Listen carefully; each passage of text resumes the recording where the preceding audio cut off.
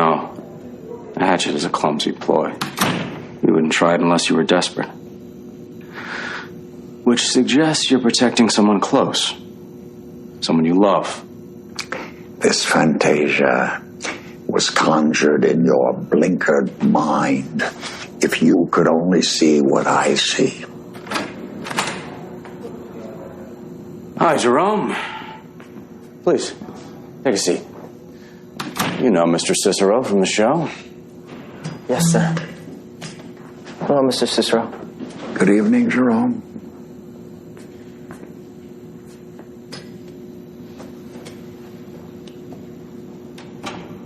Do you know why you're here? Did you find out who killed my mother? You killed your mother, Jerome. Me? You killed her up on that hill, and Mr. Cicero let you clean up in his trailer.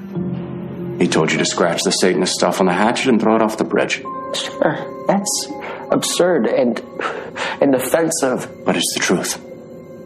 What I don't know is why this man risked so much to help you. I think he's your father. You don't know what you're talking about. My father was a sea captain. Am I wrong, Mr. Cicero? Yes. He was a sea captain.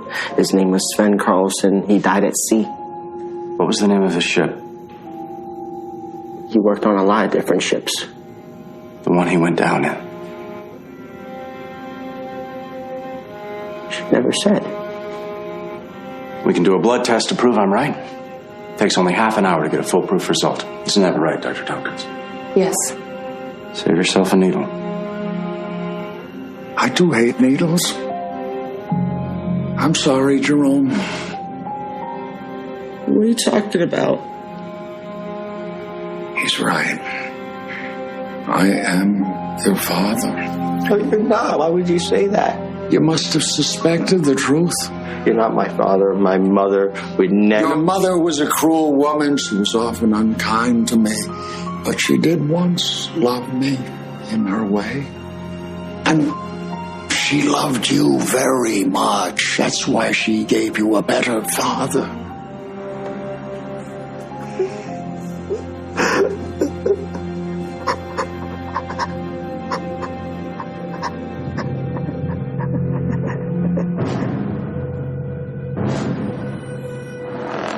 My mother was a cold-hearted whore who never loved anyone. And she never touched a pathetic old creep like you. All these years, do you think I was kind to you because I'm such a good man? If I wasn't your father, would I help you as I have after what you did?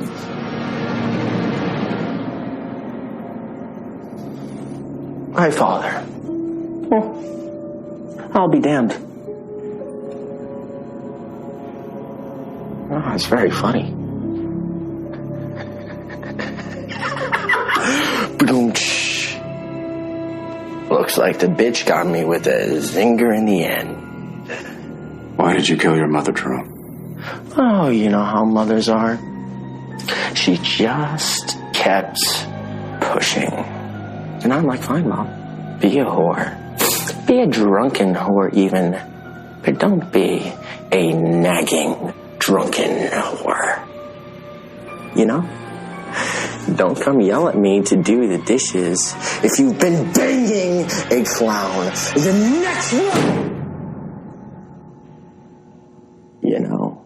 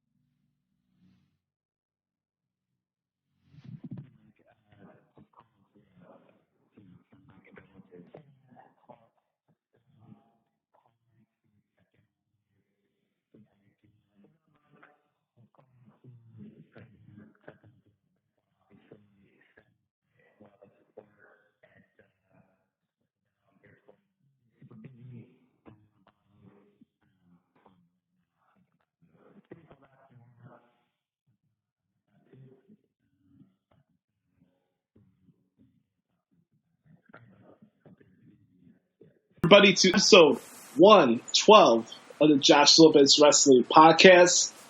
It is Thursday, June 28th, 2018.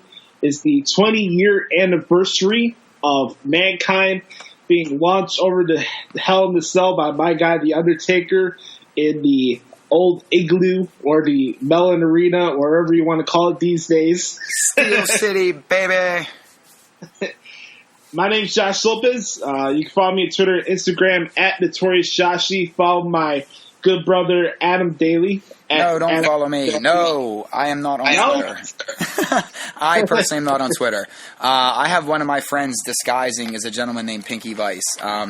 Tweet that person. They're dealing with all of my wrestling stuff. And they don't like that I'm making them do this either. So, at Pinky Vice. Yeah, Pinky had some comments for you over the weekend, I saw.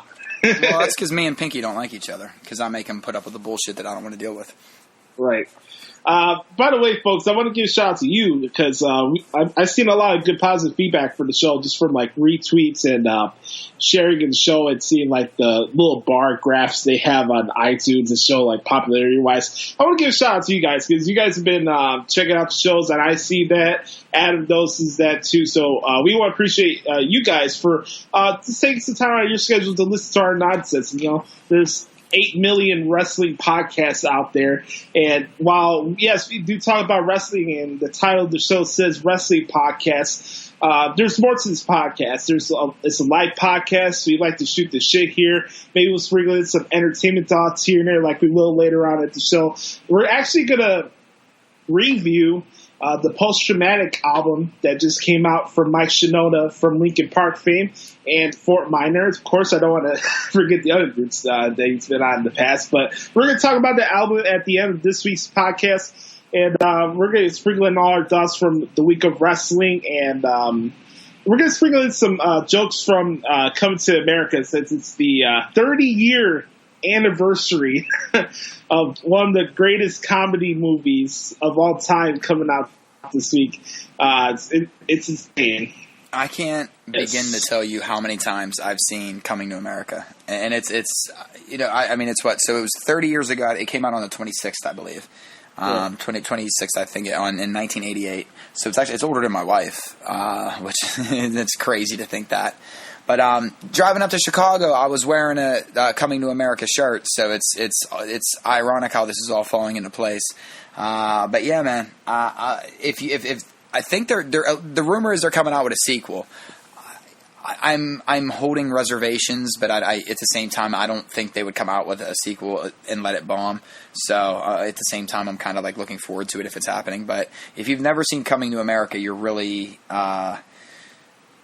Josh, what's the word I'm looking for? You're cheating yourself. You know how like Brett screwed Brett, but like really Sean might have screwed Brett, and we might never really know who screwed who. If you haven't seen Coming to America, you're screwing yourself. You're playing yourself. Guess what, man? I'm a man who's never tied his own shoes before. All right, ladies and gentlemen. Don't make me start singing "She's Your Queen to Be" before the end of this show, because I will start singing "She's Your Queen to Be." Please do. Guys, let's get some business stuff out of the way before we get our shenanigans going on today. You could check out the podcast every single week on Apple Podcasts, Stitcher, YouTube. Pinky is working on getting us on Google Play. We're going to thrust that job towards him because he has nothing else better to do than complain on Twitter, which is a about weekly. Me. Yeah. Fucking asshole. Yeah. What's wrong with that asshole? Yeah. Pinky is very moody, just like you see a live tweeting session during Monday Night Raw or SmackDown, but that's neither here or there. If you want to leave any reviews for the podcast, you can. We'd love to get some feedback from you guys. If you want to give a 4 or 5 star rating, knock your socks off. I'm not a Dave Meltzer guy, but if you want to give us a rating, even if it's 1, I don't care. At least it shows that you actually care and you took some time to listen to the show. So I'll throw that out there. Bookmark ProWrestlingTranscriptions.com. I just covered the past 2 specials for the WWE UK Championship Tournament, the second annual UK Championship Tournament for those Royal Albert Hall shows, which were a lot of fun. So check that out. And, of course, next week it's going to be crazy because we got Ring of Honor's Best of the World and New Japan's having their G1 special at the Cow Palace next Saturday. So that's going to be a lot of fun to talk about next week. And, of course, Lucha Underground is back. So a lot of wrestling shit going on. What else is new? It's another weekend and always something crazy goes on in the wrestling world. But go ahead, Adam. I was gonna say it's funny because I had three different of my clients today email me and be like, "Yo, dude, have you seen WWE Stocks? I hope you invested." And it's like, it's just funny how how dead the business is to everybody. People that don't have they don't even run their own Facebook accounts. That's why I'm serious. They don't run their own social media accounts. I do, but it's for these people that they're so driven that they don't watch. Literally, they're no connections to anything unless it's like money ties. When they're reaching out saying, "Yo, we know you love wrestling and your company's and." Guys, the business is in a good place right now. Let's embrace what we have because we complain. Before we get into what we were going to talk about, Josh, we talked about this a couple of weeks ago, but now with stocks, they're going up and going up and going up. Right now, do you think? And just as a question, do you think this is? Listen, them penetrating the Indian market was obviously a very big factor in this. I believe the Ronda Rousey signing had something to do with this because then it crossed over into so many different mainstream media outlets and just the way that they can promote not only the women's division and the men's division and just on a grand scale. And the Saudi Arabia, the Australia, all of these things are coming into play. Now, do you think the success, and I know this is kind of like is going to sound crazy, but do you think the success of what's going on in the independents, the success of because they're pushing WWE to do better, that's also there's some residuals I think reflecting in WWE stock as well. Even though there's no connection, I think there is some residuals. I don't know. That's my opinion, Josh. What do you think? Yeah, I think that's true. I want to give a shout out to my friend Ant because he said this before on his show. Like, we are so spoiled with what's coming to us from a platform with all these other wrestling companies out there, especially at New Japan or Lucha Underground and stuff. Even like you look at shows like Evolve, they just had Adam Cole defend his NXT North American title on an pay-per-view for Evolve. I just think that's crazy. So look at Gabe. Is Gabe still involved? Gabe Sapolsky still involved with Evolve? Mm-hmm. That's because he's the man. That's why.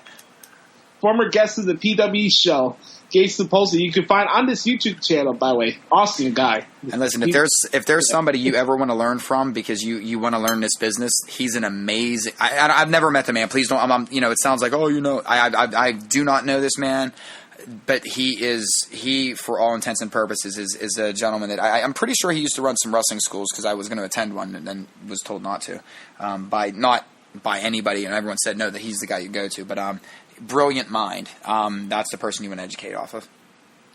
Yeah, it's just a great time to be a wrestling fan from all fronts. And I think what's cool about as we're evolving as a fan base is that we're going to get to the point where it's not about the behind the scenes anymore, and we're just appreciating where all these different companies are providing different styles of wrestling, which cater to different audiences and different markets and different races, and I think that's cool. I don't think it's a bad thing to be like, oh, it's going to be the norm where we can just accept wrestling for what it is, and it is a mainstream draw now. We don't have to have these debates about whether or not WWE or any professional wrestling company is mainstream. The business is fine. Those who act like it's not, those are the ones that are out of touch. And you know what I think I get so I guess why I get and when I say I get upset, it's not like I get angry. I always think like as wrestling fans we're better than this, or at least we should be. But the reason why I'm saying that, to piggyback at what Ant said, he's absolutely right. We're totally spoiled as wrestling fans.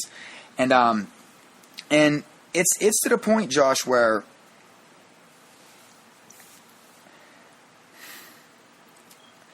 You know what? I don't even, rather than get into the negatives about that, I'm going to skip over that. I was going to kind of go into a thing of like, it's just more of the same. It's actually something that, instead of what I was going to say, we're going to transition over to what we were going to originally talk about. It's really more that, Josh, I think a lot of people on podcasts, something was said to me years ago, and I want to give them credit for this. When Sam was still on CSR, LeBar and I were talking, and he was like, "Listen, man, just heads up. Like, if you're serious and you want to like start doing this kind of stuff," he was like, "You're going to look at the business a little bit different, and you might not have like your favorites, and like have like you're going to look at it as not just a show anymore. You're going to see things differently." Mm-hmm. And I've been and again, guys, I'm nothing more than a voice. I'm not a journalist. I'm not anything. I'm just a guy that people come on and tell bad jokes. But in these 4 years of covering this business, you absolutely start to see it from a different light, and that's why I guess the conversations about this person should be champ over in this person and this and like the whining and the everything about that. And I guess I'm going to tie both things together into what I was going to say, Josh. I'm going to pass over to you.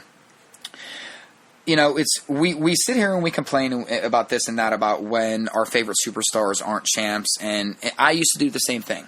I was there before. But once I started doing this to where, you kind of, you're on social media, people are constantly giving you their opinion, and you're taking everybody's opinions in, and then you're watching what you watch, and you kind of seeing it, and you're not feeling other people's opinions. Not saying they're wrong, but just saying that, you're kind of seeing when you used to be told when you were just a fan, hey, your opinion's kind of ridiculous because you're not kind of seeing the business side, you do start to see the business side of things. You start to see that sensible common ground where, okay, I understand that they absolutely have to placate towards the hardcore fan, but they absolutely have to placate towards the sponsors too. So there's a middle ground that they have to find. Or sometimes, listen, the fans aren't going to like what they do for a little bit. Sometimes the sponsors aren't going to like what they do for a little bit. There's just a balancing act that they have, and that's why I don't get as upset anymore over who holds a title, or because like right now, and I know this is the one that everybody, it's a great example, but this is the main example. Like right now, how it's like Alexa Bliss versus Sasha Banks. It's this weird thing that's going on with like a lot of wrestling circles. I think they're both doing great work. And I don't understand why the title necessarily. It absolutely matters. I see, but when you have Sasha and Bayley running an angle that obviously could turn into something huge. In a way, that means more if it were my favorite. For example, what's bigger in the wrestling world right now? Josh, would you say it would be Xavier Woods having a singles title? Or would it be Woods, Omega, E3? That was a big deal. Right. That was a big deal for everybody involved. I mean, listen, and to think that that's not a big deal for WWE, it is. And that's one of those subtle little things that they slip in there. And kind of to Ann's point of us being spoiled, we became spoiled with we want our favorites to be champ and we want our shows to be this way.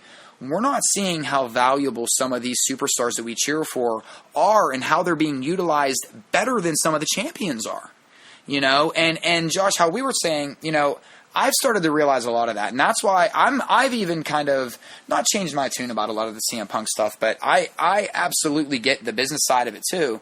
And there's a lot of stuff that he did that I'm not cool with, like I'm not okay with, and I do agree with WWE with. There's a lot of things I don't agree, but that's the beauty of this, is taking in both sides of it and having an evolving mindset that, if you have the same mindset coming into this, and you've been doing this for years, and you have that same mindset of constantly. It's the same. You're going to complain about the same things and the same thing. And you sound like a broken record year after year after year after year. You're not really doing this to inform people or have fun or have some laughs or get a conversation going. You're just going to say, I told you so. You're waiting for that I told you so moment. And that's where I think podcasting or being on the internet or even in real life, that's where we become petty and shallow and selfish and the like. And instead of, like Roman Reigns is the perfect example. I absolutely in 2015 was not about Roman Reigns. The 2014 Rumble, I did not want him to win it. I wasn't with him in 2014. Then, Josh, you know this. 2015, it was me and you, and I said, listen, if they get past Mania, I don't care what they do with Reigns. I just didn't want him going out of that Mania with the title. And it was stupid in hindsight. I was a dumb little mark. I was being an idiot. I wasn't seeing the big picture. Although Sam and I did call Seth Rollins cashing in, and we were told by a lot of people that we were crazy. But hey, what did we know 8 months before he did it? I just think that that's where we're at, though, Josh. I think that with what Ant said, absolutely, we're so spoiled as wrestling fans because we are given so much that when we're not given exactly what we want, we throw these big hissy fits, and it's like and almost like childish, like temper tantrums. So I just think that if you do this for long enough, you realize that absolutely titles matter. But placement in the company and what they're able to do with you outside of the company also matters just as much. And so when you have someone like Sasha, who might not have a title on her right now, but she is constantly being promoted, constantly being cross-promoted to where, they're sending her on different TV shows, they're sending her on, I don't think she was on the rap battle thing, but for some reason the Bella Twins had to be on there. Yeah, complain about the Bella Twins being on the rap battle thing. Why were they there? Get someone that's currently wrestling. There's your talking point. But yeah, there. Yeah, right. Well, with Sasha being related to Snoop, you thought she would have definitely been there. Right. But anyway, but look at how they're being used outside of the company as well. And, and even look at a guy like Jericho, man. What he's doing for wrestling right now is bigger than what he's doing for, listen, he's doing a lot for Chris Jericho himself. Absolutely. But he's doing a lot for the business as a whole too. So I don't know. I guess, Josh, that's where I get upset with the whole, it has to be my way because I don't think it shouldn't, because when you look, number one, long form stories, we don't know where they're going, and number two, our favorite superstars, whether they have a title on them or not, or whether or whatever, they're still in 2018 they're being utilized in such a way that you would have thought they were champions. I don't know. What's your take on that, man? I was telling Adam before we recorded the show today that for myself, I'm a glutton of punishment for what I do for a living and being part of the media, where you're trained to a certain point where you have to look at both sides of arguments and stuff. And there was a time where I wouldn't say I felt like every single wrestling fan was just like the other. I wouldn't put almost every single buddy in the box, but there was a point, I think even more a couple years ago, where it's just why are we watching? Why are we going to these shows? Why are we even talking about it? Where you're popping a blood vessel over stuff that doesn't affect you personally at the end of the day. You choose to watch this stuff. You're not required to watch this stuff. You say it every week. Vince McMahon's not making you invest the hours you have. You choose to do that. I don't work for him. None of us work for him. You're not getting held down. Yeah. And it's not our product. It's not our business. We're fans. We love the business, but it's not us. It's not our thing. And I still even then there's still shows out there, and they'll whine and moan about finishes ending with DQs and this and that. And you could get down to not anything interesting that work, but shit happens, there's still a lot of the fan base today who thinks that the entire state of the wrestling business falls from that CM Punk podcast. Why do people hate Roman Reigns and being shoved down his throat and this and that? Because we got to hear CM Punk's story about his feud with the Shield on the podcast. It's about agents coming up to him and saying, "Oh, you got to make Roman look strong." Don't you think that's kind of like a scapegoat at this point, though? At this point, it's just a reason for people to not like Roman. You know what I mean? It's a very thinly veiled excuse for just somebody personally just not getting over themselves. I think, right? Because even back then, that was never Punk saying whatever he said about Roman Reigns on a podcast never was a thing for me. Nothing negative about him. He used to talk about the situation of the agents telling them to do this. Right. Yeah. So. I didn't have an issue with what Punk brought that up in this topic. My issue is everybody looking at the state of the business just strictly from that podcast. And as the biggest CM Punk fan in the world, I didn't agree with everything he said on that thing. And I didn't agree with all the decisions WWE made towards him, especially setting a FedEx, which is a coincidence, whatever, on his wedding day. That's not right. That's not right. Yeah. That's not right. I mean, but both, and whether I'm right or wrong in this, I think both are wrong. Both CM Punk and the WWE were wrong in the way they handle certain situations, which led to that fallout. It all happens. Not one person is solely responsible for issues falling down. No, yeah, and that's the thing, and it's funny, and everybody puts this infallibility on themselves too. That here's the thing. And that's why I hate that we always keep going back to this, but it's also since it's the anniversary of the pipe bomb and everybody likes to talk about it. It ultimately, unless you were in that room with Vince and Triple H and Punk and whatever, you really don't know what was said. Period. It doesn't matter what was said on a podcast or what somebody that you claim to know and is an insider because, well, Nash told me this or fucking whatever. It's like, listen, it just doesn't matter.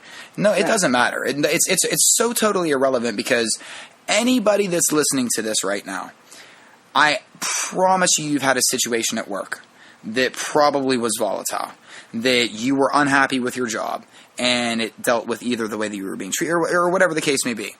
And again, there's three sides to every story. There's one, there's the other, then there's something in the middle called the truth.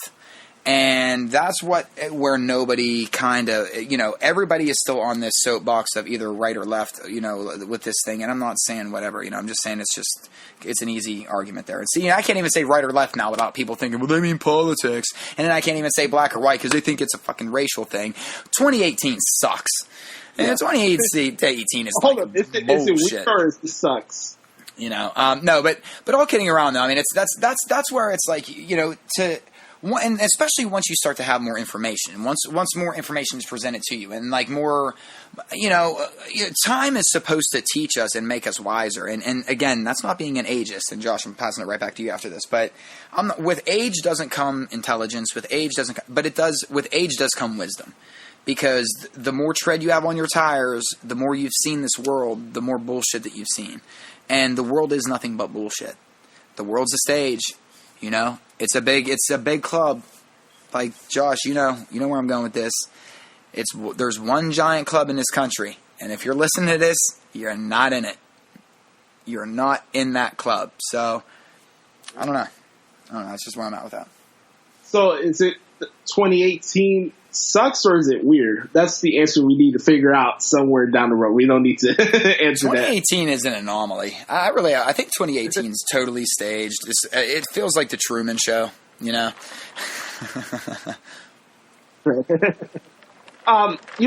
and for me, like throughout doing articles or doing shows like this, I have evolved to the point where when I was a kid, the characters I would cling to were either like super entertaining or just people that would make me laugh.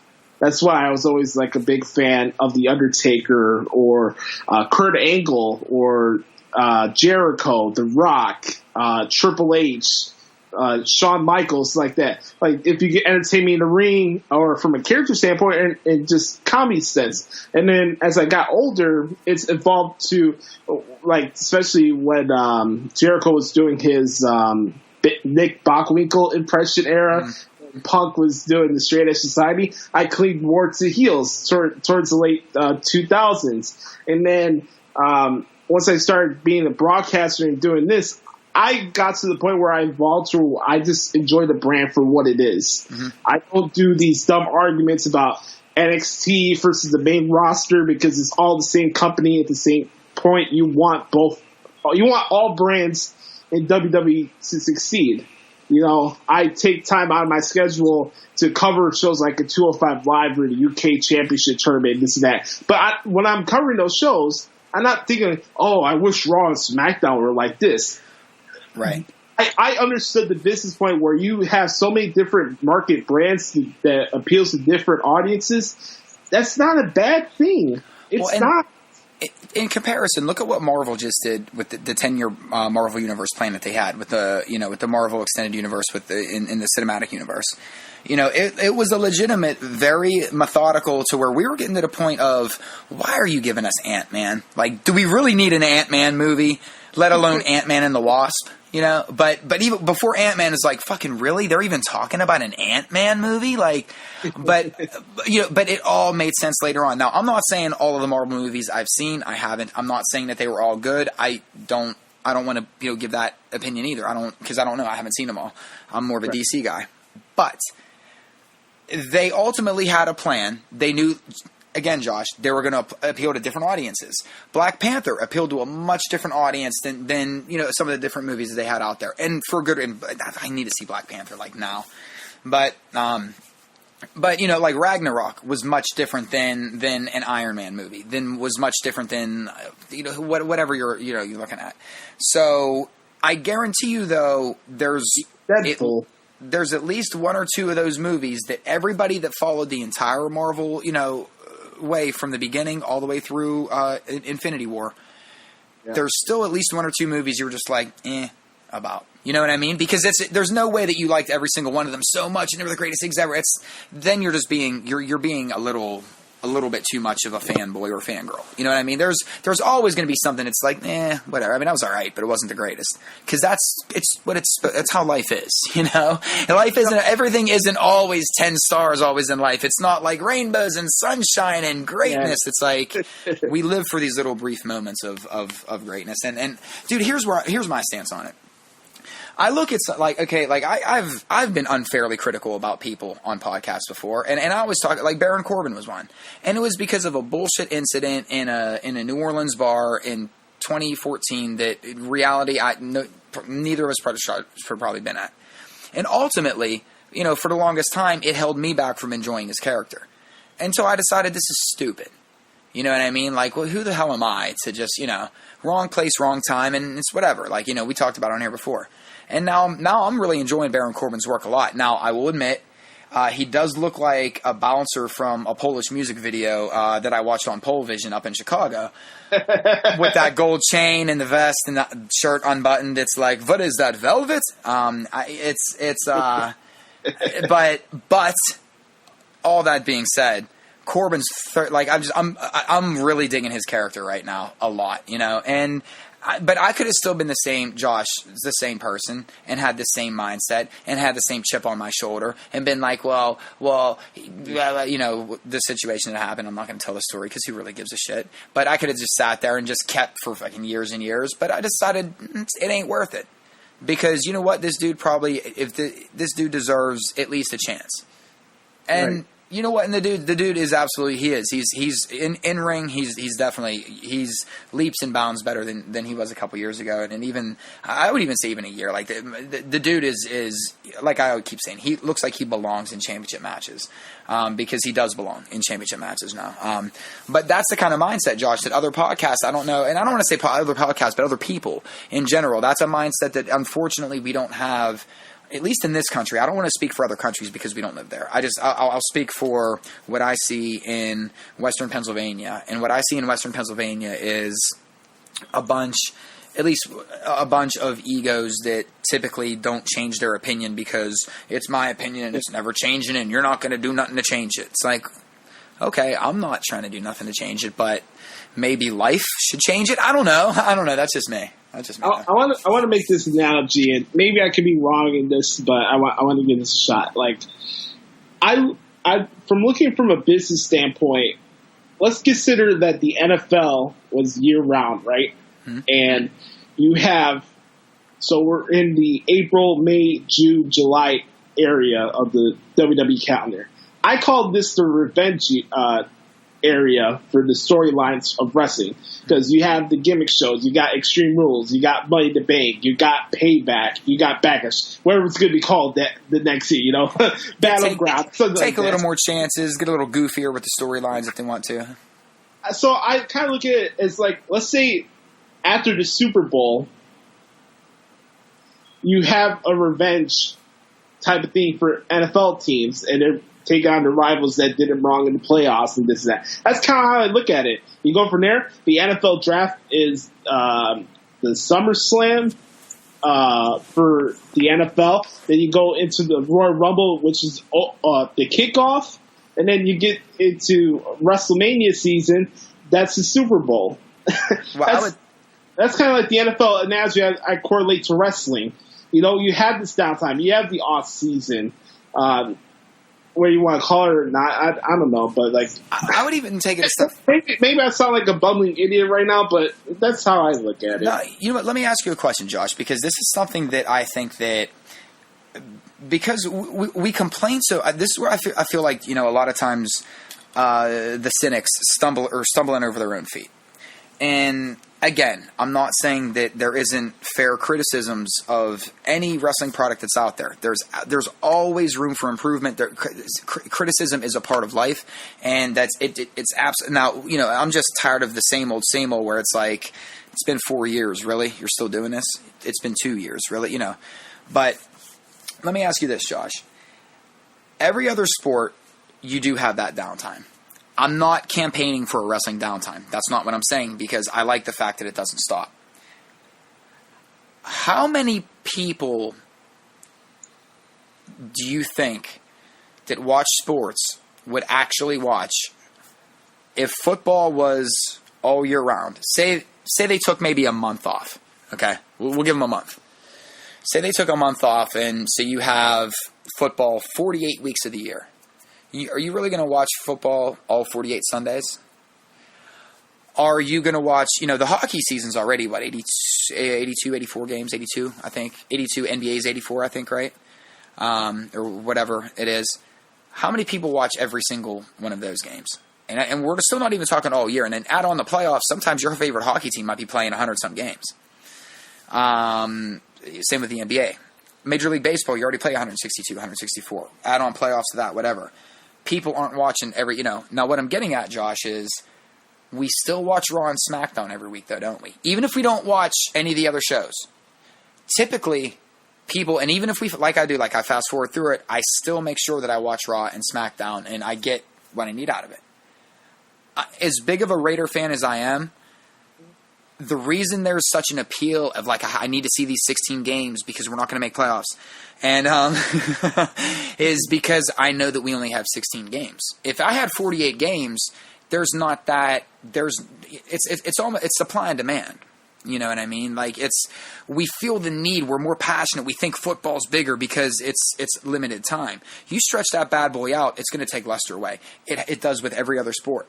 So, Josh, do you think wrestling would get the same criticisms it does if other sports went all year round? And I don't want to hear people saying, well, I follow them all year round because I watch NFL Countdown or whatever the shows are called, or, you know, because it's actual games and you're actually watching them compete. You know, if they were scrimmaging all year round and stuff like that, do you really think people would watch scrimmages all year round? No, I don't think so. Right? Let me say this, but we do with wrestling, though. Let me say this quick. If you're considering, like, because you watch NFL Live and this and stuff, that doesn't count. You're watching talking head shows so they can clout your opinion of what the actual team's doing. Mm. And to bring this full circle, like, when I first started doing shows like this, my ultimate goal was to get to the point where it's like, all right, who gives a shit? You're a wrestling fan. Have fun with it. Period. End of story. That's always the goal I had with doing stuff like this. I wanted to make this fun, have a platform to talk about stuff that is supposed to be a real life escape from real issues that we deal with every single day. I don't listen to music and try to make myself miserable out of it because I'm critiquing the patterns or the intonations and the beats are off and the tuning, whatever. I don't think about this stuff. Yeah, I play music and stuff, but I go to music as an escape. I could be miserable Jones if I want to, but I'm not. I adapted the positive mental attitude for a reason, and it's helped me along the way. And I want to give another shout out to another guy I met along the way when I was doing broadcasting stuff. My friend KG, who was the intro for his old wrestling show. You have to find in yourself to just ignore stuff that really doesn't matter to you. Like, you have to block it out of your head. If you want to fast forward over something, go ahead and do it. You shouldn't have to feel bad about it. And I don't think you have to be personally required to watch every single minute of every single thing in wrestling. I don't. And I think there's great things that wrestling companies offer, whether it's WWE, Lucha Underground, TNA, or whatever. There's a lot of good wrestling right now. Yet we have to have this stupid bitch fight like we're in 7th grade over what's this and what's that. Who cares? If the business is dying, why are we talking about it this much? You know who I never talk about? Nickelback. You know why? Because I don't listen to Nickelback. It's easy. It's fucking easy. They have no effect on my life whatsoever. Their song comes on, I go, ugh, and change the channel. And it makes it easy on me. And then that's it. I don't go on Twitter and tell 85 million people, I just had to change the channel on my radio because they decided they wanted to play Nickelback. Boo. Hashtag all songs matter. Hashtag not my song. Hashtag not my Canadian band. Hashtag. I'm sorry. Root of 3 for comedy. You know, let's move on here. I want to give a shout out to Kevin Owens, who's living his best life right now. The man. Amazing. He got to attend the Shania Twain concert. His lovely and beautiful wife, by the way, got the tickets for him to watch the concert. And he ended up being on stage with Shania Twain, which is insane as well. And I was watching some of the videos from that particular concert, and the crowd cheered for him. So I thought that was pretty cool, because you never know how it is with like musical concerts and that type of audience, how they would react to a wrestler like that. So especially with Kevin Owens, like, here's another example. Oh, Kevin Owens is not push all the time. The guy's on a random ass Shania Twain concert. Like, nobody. I'll just keep it at 100. Shania Twain is not super mainstream these days, and she has a niche audience. But for that crowd to cheer for him and recognize who he is, even though he's not the face of the company right now, that's awesome. Plus, it crossed over into TMZ, People Magazine, things like that. Right, exactly. And he's doing his best stuff right now. Like, the brother just gets better each week. And we can sprinkle our raw thoughts here in between. But the stuff between him and Braun Strowman this past Monday, I was crying, laughing. Not only from Braun Strowman being like, you know, I just want to be my tag partner. I have been kind of hard. I've been kind of mean to him. I put him through a wall. I put him through the barricade. He just wants to be my friend. And then they had the strange bedfellows tag team match. I'm fine with that. I wish there were kind of more like that, because we kind of get that feel with the mixed match challenge. Miz is a heel, Asuka's a baby face. Where can we go here? Big E is a baby face, Carmella's a heel. That's what I kind of liked about the mixed match challenge, because you can mix different type of characters with each other. Now, you don't have to do it every week, but, you know, when you have something like this with a Finn Balor or a Baron Corbin, I'm indifferent to Finn Balor right now, but I like Constable Corbin. The guy cracks me up, even despite some of his choice of fashion. Oh yeah, listen, I'm just totally joking. It works for his character. That's why it's. I know and that's the sad part, though, Josh. That's the only thing people are going to take out of it. He made a joke about his outfit. That's the only thing that they're going to take out of that. Screw all the praise I gave the man. They're going to take one joke out of context, because heaven forbid we joke anymore. Right. And I thought the match was cool, and then, you know, Braun and Kevin win, and Braun's giving that dirty look that Kevin mentioned about earlier during the show. And he's like, "What's wrong with you, man?" And he starts running to the back, and then we find out that Braun Strowman decided to tip over Kevin Owens' car for absolutely no reason, and they give him the keys as they walk out. That's what friends do, right? That's what best friends do. I totally want Dr. Shelby to show up on Monday night, by the way, and be Bayley's little therapist. But listen, here's where I'm at with, and I just brought up Shelby because of something else we're going to talk about, and Shelby would almost be somewhat fitting for Kevin Owens and Braun Strowman too. You know what I mean? You could kind of see the comedy rolling off of one another there. But I just, Josh, here's where I'm at, and I'm just going to ask a rhetorical question. How can anybody not love Kevin Owens? He's everything that's right in the world. He's successful. He's a good dude, a good father, a good husband. He's a total mark. You know what I mean? For like Shania, like think about it. We're all marks to our own. In some way, we're all nerds or marks or you know, whatever label you want to throw down there. We're every single one of us, every single human is overly passionate about something that would fall into a, hey, this is like borderline, maybe you want to talk to somebody about it, you know? But we're all we all have that passion about something, and that's the beauty of life, as long as it's just not fucking crazy, and as long as you're not like the dude that's like, Jodie Foster wants me to kill you, then you go shoot John Lennon, and that's not a good thing. I'm pretty sure that was that dude's gimmick. He thought Jodie Foster. The world's a weird place, but anyway, getting back into the wrestling side of it.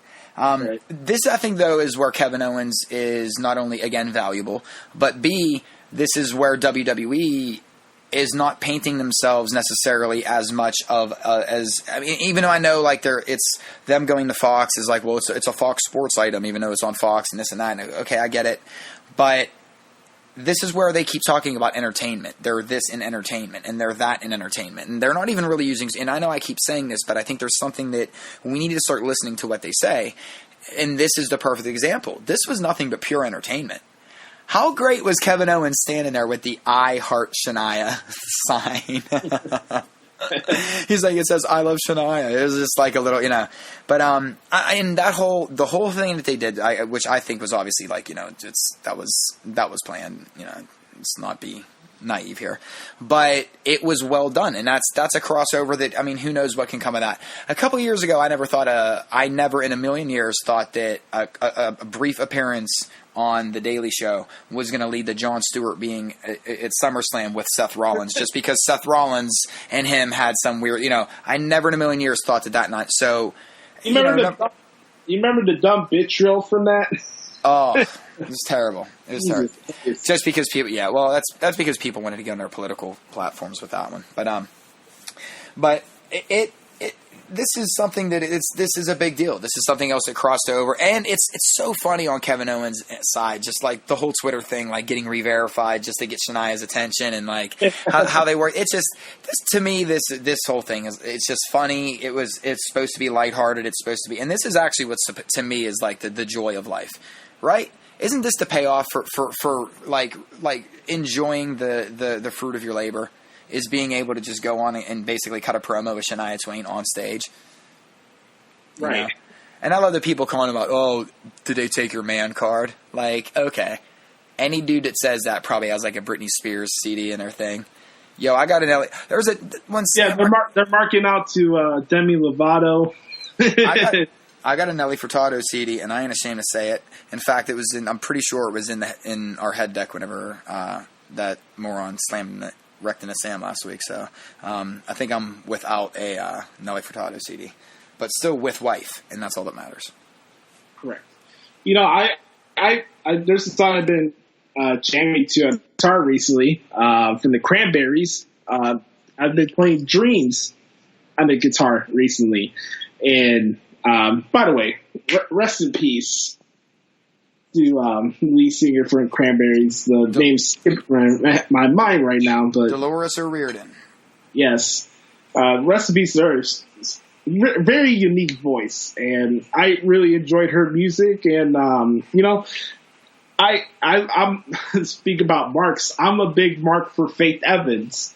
I like R&B music. I think anybody that's listened to my shows or on the Pipeline knows about my love for R&B and urban music and Biggie and all that shit and the Bad Boy stuff. I'm a big Faith Evans fan. I think she's very underrated as an artist. Should I lose my man card for that?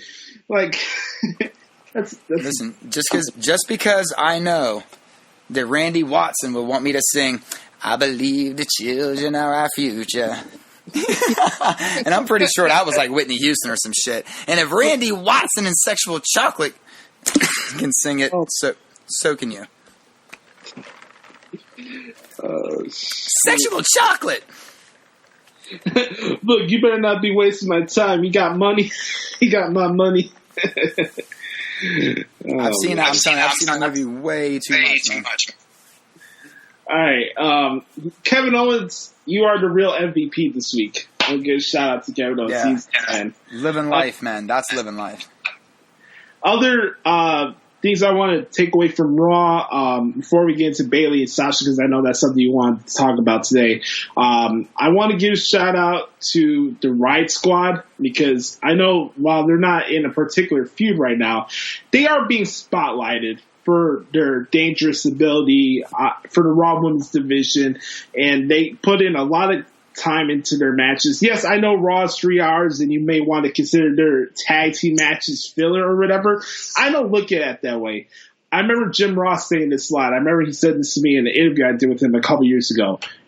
No matter where you are in the company, whether divisions or mid-card, upper tier, whatever, you have to make sure you maximize your TV time. Mm-hmm. And these three ladies do it every single week. You know, I'll look at a match, and whether it's a rematch, a 6-woman tag team match. I get excited for covering their matches. I know to other people it's filler or it's a whatever part of the show. I don't look at it that way, because you got three young women who are going to be the future of this division going forward, and they improve every single week. Mm-hmm. All three of them. Ruby's awesome. I see her perform in AEW before. I know who Sarah Logan is. Liv Morgan's getting better each week. Even little stuff they do backstage, character-wise, where they're messing stuff backstage and they break the little photo shoot that Jinder Mahal is doing on Raw this Monday, you know? That's great. Like that. I like that he's back to being enlightened, by the way. It's like we're gonna forget the whole last year just that never happened. It's like who shot JR. Don't worry about that season. He's back to being enlightened. Yeah, he's chilled now. He's tranquilo. Cool. It's all good. He's cool. No, dude, I totally agree with everything you just said. And actually, I'm going to add on to it by saying that, I talk about, like, I give Vince 4 hours of my week, unless it's a pay-per-view week, then he gets a little more. But it's 168 hours in your week. Your time is valuable, and that's not a shot at anybody, but it's just, I don't work for Vince, so we just got my time like that. But I never, I fast forward through matches, when need be to skip through Raw and SmackDown a little bit faster. I never fast forward through a women's match, man. Never. And that's what I mean. Like, I really, and I know a lot of my, like I said, there's a lot of my guy friends that have reached out and said, man, it's the women's division's keeping me interested, and I think, and I do think it's absolutely still, because there's still a new feeling to it. We're still seeing a lot of things that we haven't seen before in that division. Things that we've waited years. I mean, we've wanted this for decades. We wanted this, same but equal. We've wanted this this isn't a new concept from the fan side of things, So, but that's the irony is that I will admit I fast forward through the men's matches more than the women's. In fact, it's very, very rare that I would fast forward through a women's match. There's been a lot more threads on Raw now recently that I've seen in the last couple months, especially with Kurt Angle and this role now with Constable Corbin, where it doesn't just affect one feud, it affects multiple parts of the show. That's stuff that I've noticed, which is cool. And then you have the stuff going on, the back and forth with Roman Reigns and Bobby Lashley, which has been kind of interesting, where they started off Raw like that. And, the Revival, they get a victory over Roman Reigns and Bobby Lashley on Raw this Monday. And, you get to see Roman get more time on the mic without somebody cutting him off most of the time. I remember there was a part, especially when he first got that first wave of his big push. Anytime he grabbed the mic, boom, Seth Rollins would come out. Yep. Boom, here comes Kane. Boom, here comes this guy. They had to save him a little bit. You would never see the guy just talk now. And I put this on when I posted out the tweet for my Raw article this week. More and more Brock Lesnar drama. I'm not going to waste your guys' time going off on Brock Lesnar. I think I've done it over 20 times. It just is what it is at this point. Can I ask a question? And just because I want to make it a brief, because I think I have a point to make.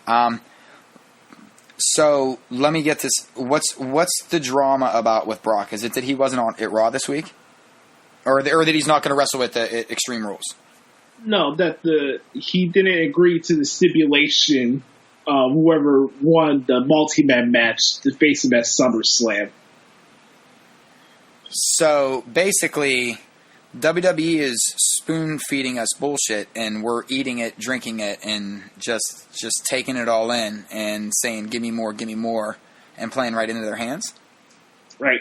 Oh, okay, yeah. Cool. Okay, just making sure. Yeah. So we still have this dangling thing of whether Brock Lesnar is going to leave after SummerSlam or not. At this point, I really don't give a shit. I don't. I get the appeal of having him as a champion from a business standpoint, just like this is legit. We got a legit guy as a Universal Champion, and maybe I could look back a couple years down the road and look at his title reign more positively, I guess, down the road. But for me, him being the champion does nothing for the show.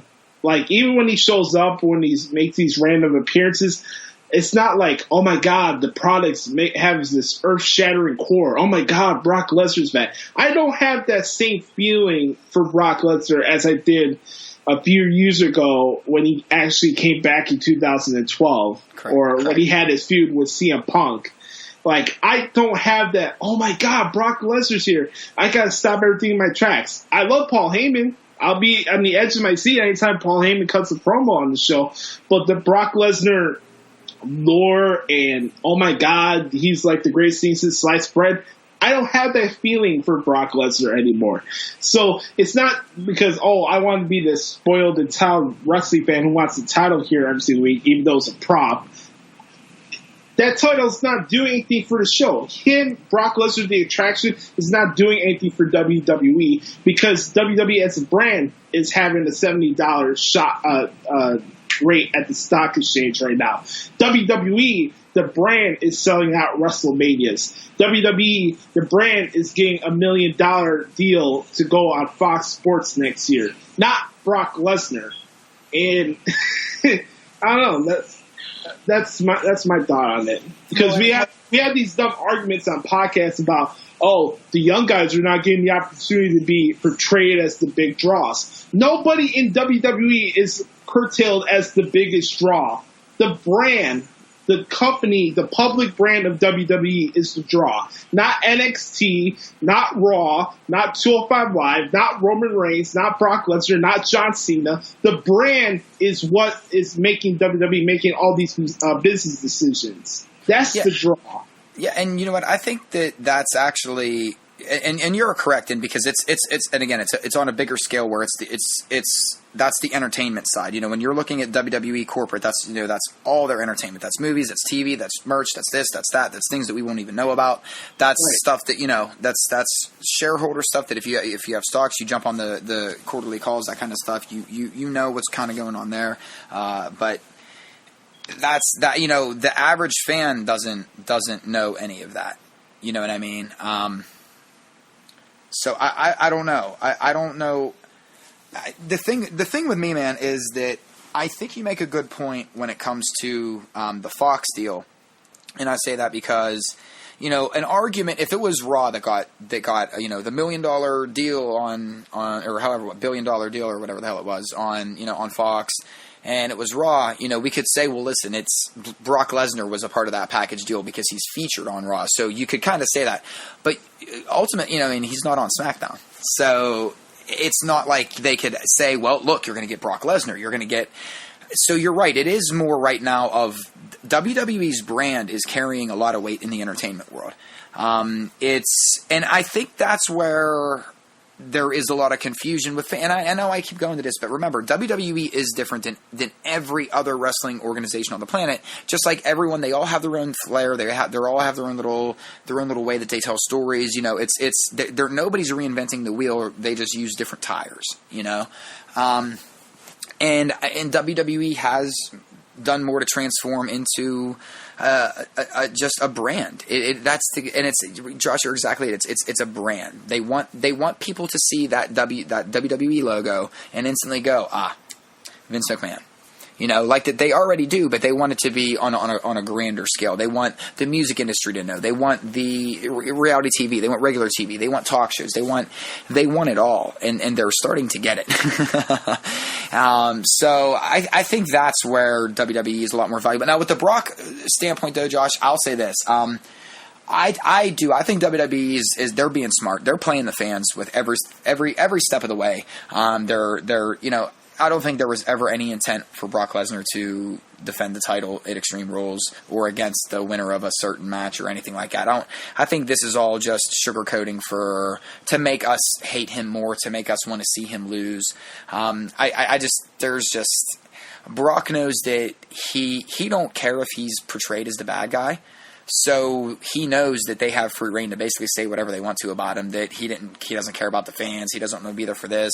And he knows that the boys in the back don't believe it, because I'm sure he talks to them, and they know that whether they like his deal or not, I'm sure they make a little bit more money when he's on the card, so they probably don't complain that much, And in a way, I don't mind that he hasn't been around, Josh, because I feel like it's been given. It's really allowed other people on the show to kind of come into their own, like an Elias. You know what I mean?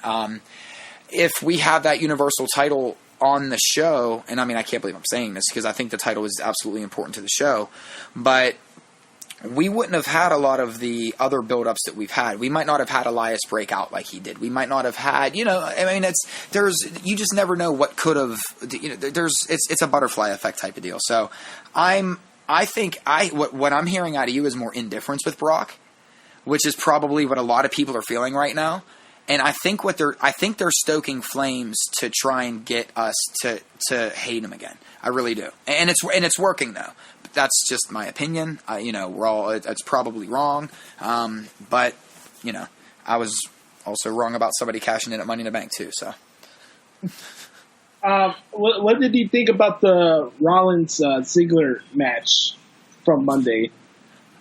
You know what, man? I loved it. I think these two they're great in the ring together, but I think it was more about I think that it was great for them too, but it was also good for Drew McIntyre, and I think it was good for Roman Reigns too. And it's because they again, we talked about it. I think the criticisms of Roman are a little irrational, but with that being said, and being in that Chicago crowd, I feel like maybe they need to tweak something or figure something out for Roman a little bit, just to even things out. So if that means seeming buddy with Seth for a little bit or whatever, fine. But I think this did more for Drew McIntyre. I know a lot of people weren't happy about the way that it ended because McIntyre interfered and stuff. It's what heels do. It's how heels hold on the titles. It's especially a Dolph Ziggler type of heel. But in a way, Josh, do you think this is going to branch off into potentially a Seth Rollins, Drew McIntyre, campaign, which ultimately that puts Drew McIntyre over, Right. And I feel like this could go a lot of different directions. I had a conversation with my buddy Justin the other day about just where things are going for Extreme Rules as far as matches or feuds and this and that. So, you have the DQ finish and then Roman comes out to make the save. Is this something where Roman's moving on from Lashley, then going on against Drew? I don't know. Right. I don't know. I thought with Extreme Rules being a gimmick type of show now, you could have Rollins and Ziggler 2 out of 3 falls. I think that would have been cool for the IC title. As far as Drew and Ziggler are concerned, I think the sky's the limit for them. I really do, at least for the pairing. And it's more on Drew's side going forward. And it just, I think it really depends on where they're placed on the show. I mean, for them to get over almost 30 minutes for that IC title match shows that the people behind the scenes are buying into what Ziggler and McIntyre are doing. So I think their future is fine.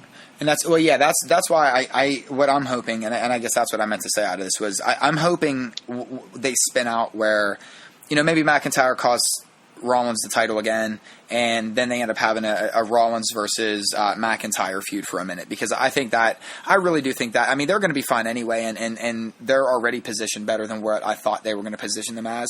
But McIntyre is a guy that I've always been a McIntyre mark, so it's like now it's just like I'm finally getting to bask in the glow of being never veering away from the chosen one.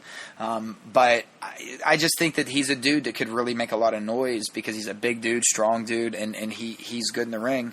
And I don't know, man. I think him versus Rollins could help people buy into him a little bit more. You know what I mean? I really do. I think he's just one feud away from people really being totally in on Drew. I mean, I'm already all in on McIntyre. I have been. I always will be. It's just he's one of them dudes I like. But I do. I legit think that he's just that one. Sometimes that's all it takes is that perfect feud, And Rollins and McIntyre, to me, that puts a lot of butts in seats, especially once people see the first one, if they decide to go into like a 2 or 3 match kind of ordeal. I'm just waiting to.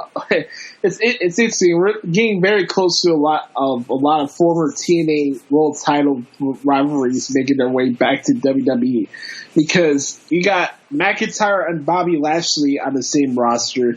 You got Paul Rudd on the roster. I mean, look at SmackDown. Eric Young fought Jeff Hardy for the U.S. title on Tuesday. There's something down the road with Samoa Joe and AJ Styles. It's crazy, man. And it's real quick. Because we'll go back to Bayley and Sasha real quick with Eric Young. Dude, I love Eric Young. I don't like Sanity, though. I don't know what it is. I think it's the entrance, and it's not like I like the Primus kind of like Les Claypool, like the chaotic kind of like what's going, dude, the fucking camera screen cuts to where they're trying to make it so that they make us feel like we're going insane. That's got to stop. That's annoying. It is bad. Like, it's not. It makes it so that it gives them a cheesy vibe to me. It doesn't give them an intimidating or oh my god, it's crazy. Look at how nuts. It's just like, stop. You're just looking at the TV going, all right, I'm getting motion sickness here. It was okay with DX back in the day because it was just like the splicing videos, whatever. It was fine, but even that was like, okay, come on, guys. Yeah, I don't know. That's just my 2 cents. Otherwise, I like Sanity. It irritates. I don't know. I think it's, how I am, Josh. I'm big on like that initial thing, and I think a lot of casual fans that are outside the wrestling bubble, that's going to turn them off immediately. That's all. That's my only concern. Well, I kind of get that same feeling when LAX comes out on Impact. I like their group, but like the camera shots and all the twists and turns they do on Impact is crazy. Yeah, like I don't need to feel like I'm having a seizure. Yeah. I don't need to see El Chapo being brought to back of a police car and this and that. I already know a piece of shit. But I was looking at what was going on Tuesday with Sanity and stuff, and it's cool to see that the crowd's still into the Usos, because I think they were in Ontario, California on Tuesday, something like that. Yeah, and for the Usos to get a reaction like that, and they haven't been used on television a lot, I think that's kind of a cool thing. And Jeff Hardy's got the face paint back on now. I don't know if he's going to bring back his old solo song that he had. I wish he would. Right? Yeah, I mean, I don't know why he wouldn't by this point, Yeah. I don't know. It's going to be interesting what's going to happen there. And I do like the soul burn thing with Andrade and Almas. Mm-hmm. Like they're not rushing and having a feud just to say, oh, we have a feud for the guy. Right.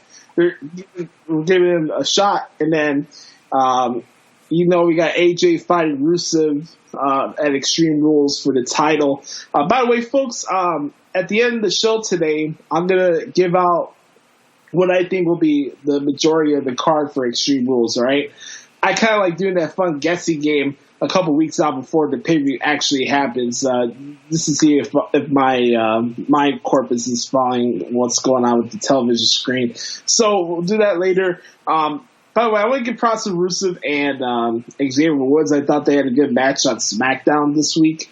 I think they were the opening part of the show. Miz had the Bludgeon Brothers on Miz TV this week. I liked how you said it earlier. WWE's pulling the strings and like, oh, are we going to get Miz and Daniel Bryan now? Nope. No. Not. You gotta be patient. You gotta wait. Like everyone always wants everything now. It's like we got a whole fiscal year to WrestleMania basically, and that they need to fill. And bring this full circle. Speaking about Dr. Shelby, next week I'm going to share one of my favorite Dr. Shelby vignettes with Kane and Daniel Bryan since they're back together now. Since Team Hell No's back now. By the way, give a shout out to the guy, Michael Aspinwall. That's the guy who plays Dr. Shelby. He follows me, by the way, on Instagram. Go follow the guy. He's very funny. He's a real funny dude, yeah. Like cool dude. Michael Aspinwall, that's his name. I hope he does come back because this is going to correlate to what's going to be our topic with Bayley and Sasha. Now we have Kane and Daniel Bryan back together as Team Hell No. That's kind of cool, and it's kind of made me feel a little old in a way because I can't believe that was 5 years ago. 2013, I wasn't even 20 yet. Just wait. You just wait, dude. I was watching The Horsemen in the 80s. All you youngins out there talking about, I can't believe the Nexus was however many years ago. Yeah?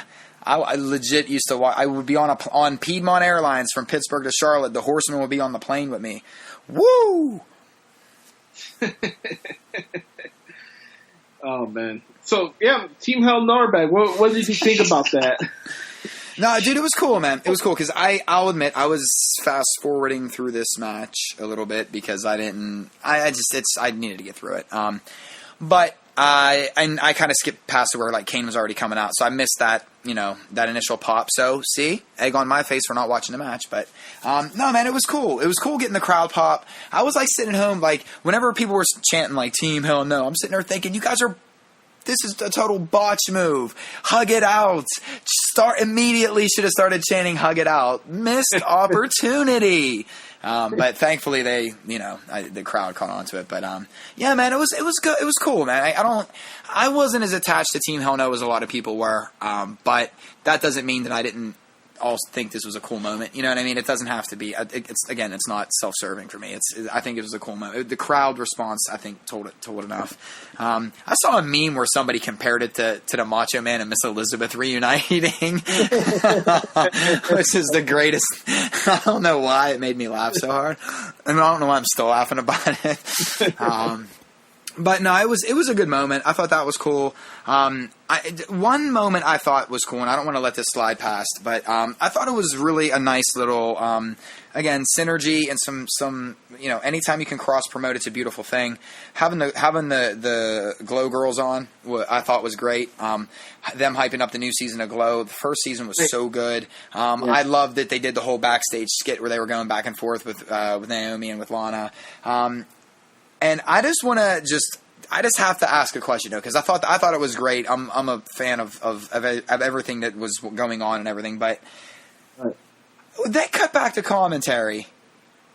Did Saxton just Netflix and chill like Graves and Phillips? Because if you listen, he was like, "So yeah, guys, it comes out this weekend. You can come over and watch it if you want." I looked at Sam and went, "Yo, I think he just Netflixed and chilled fucking Graves, man." So, I don't know, Saxton, maybe just, you don't got to be as aggressive next time. I think, see, now this is where I got to watch you because people will start to take it out of control. I'm not going to lie, though. I just started busting out laughing. So that's the first thing I thought was like, all right, Saxton, get your game on. Look at you tossing out the Netflix and chill game. He does find himself, getting himself. He always gets himself in position for Grace to tell him to shut up. He's always great. It's great. That's what I mean. It's little things like that a lot of people I don't think appreciate enough. And whether he intended it to sound like that or not, I don't know. That's what I took from it. Shut up, Lopez. Right, exactly. By the way, shout out to Bayley. I'm gonna put the Bayley because despite her outfit looking like a vagina, she's getting more hotter as the weeks go by, in my opinion. But hey, she's also on a winning streak too, so she's on a hot streak as well. So Becky's all straight fire right now, and her and Sonya Deville got some time on this week too. I do want to say this though. Shout out to Luke Harper getting to the main event of SmackDown again. Yeah, I like Harper a lot. I like Rowan a lot too. You know, that's why I'm glad those guys are still in the spotlight. But it's funny though because first thing Sam said to me was, and this is where I don't know. I think that I don't know what people's expectations are with Daniel Bryan, and Sam and I kind of been laughing about it too. But right away she was like, "So what? It's just Daniel Bryan versus the Wyatt family all over again." She was like, "Yeah, we haven't seen this before," you know. And in a way, it was like, okay, but I get it. Like, and we were like, shit. But at the same time, it makes a lot more sense now with Kane coming back in. I don't necessarily need Daniel Bryan I just want to watch him wrestle and enjoy the fact that he's in the ring. I don't know why we have to like rush him into anything just to rush him into stuff, but that's neither here nor there. Dude, I wanted to backpedal to Raw real quick for two quick things. One, Alexa's promo was off the charts. Haters hate all you want, but I mean, and she's absolute gold. I mean, that's you know, and I don't know. And Josh, we talked about this. I don't know if something was said to her, but something I think in that promo got real because she looked off at somebody and was like, "How dare you?" And it felt like it got a little real there for a second, but you know, who knows? But the big thing for me, Bayley and Sasha this week. Listen, it was good to finally see a different side of Bayley and finally not have this like overly like goody hugger kind of like this was so, you know, and this to me is why I think it's important right now, why Sasha is more valuable in a way than the championship. And that's why these arguments drive me nuts because where I think that they're going with this, and this is just me, doesn't mean anything. I think they're going, this feud is going to end up with a loser leaves Raw stipulation. I'm not saying it Extreme Rules, maybe SummerSlam, maybe, you know, whatever September pay-per-view is. But I just feel like sometimes you got to, they start foreshadowing with their announcers early, and Graves alluded something to almost like this, he didn't say it in these words, but almost like, you know, there wasn't enough room for both of them, or this wasn't going to be over till one of these two were gone, or they're not going to be happy, or just there was something that was, you know, and it triggered something to me where I thought, holy shit, maybe that's where they're going with this. And if that's where they're going with this storyline, to me, that's just as big as a title match, you know. If not for storyline purposes, you could argue that it's more important, you know. I don't know. That's where I guess that I get frustrated with the whole this person has to have a title or that person has to have. Nobody has to have anything in an entertainment company. They're telling the story. So let's just start to let them tell the stories they want to tell, and you know, praise what we like. You know, just throw little criticisms of what we don't like, and at least that way they know what they're doing right instead of just harping on what the company is doing wrong. You know, that's just where I'm at, because I think what's going on with Bayley and Sasha right now has been arguably the most captivating long form story they've told this year. But yet people are complaining because, you know, I mean, this has been a really good roller coaster storyline that we kept thinking was going to fall out, but then they're kind of back, but they fell out, but they're back, but they fell. There's a lot going on right now, and I think this is a great story. And again, this is where I think it could become bigger than or equal to, you know, so I guess I should watch what I say, at least equal to the championship match, as if it's like a loser leaves Raw. And, you know, and then you have a Bayley or a Sasha that could reinvent themselves on SmackDown. And or like the perfect example would be Sasha Banks, because then she wouldn't have to worry about being under the Ronda Rousey thumb. Or, you know, Sasha, I think, is that person that can go over to SmackDown and really, really, really shake things up, because I actually don't think Asuka is as much as they thought she was going to. And I can't believe I'm saying that.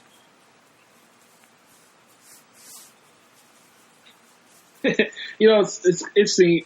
Since we're recording the show on Thursday, I was bringing back like some throwback Thursday stuff, and like next week, 4th of July.